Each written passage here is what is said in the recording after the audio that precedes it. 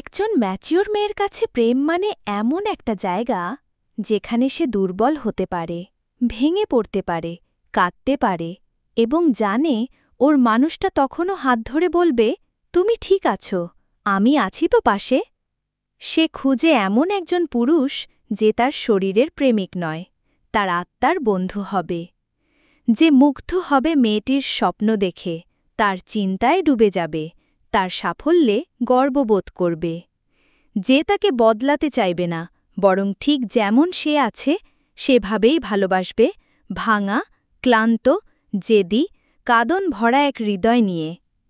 এই ভালোবাসা ছোট ছোট বাক্যে, চোখের দৃষ্টিতে, ভরসার ছোঁয়ায় নিজেকে জানান দেয়।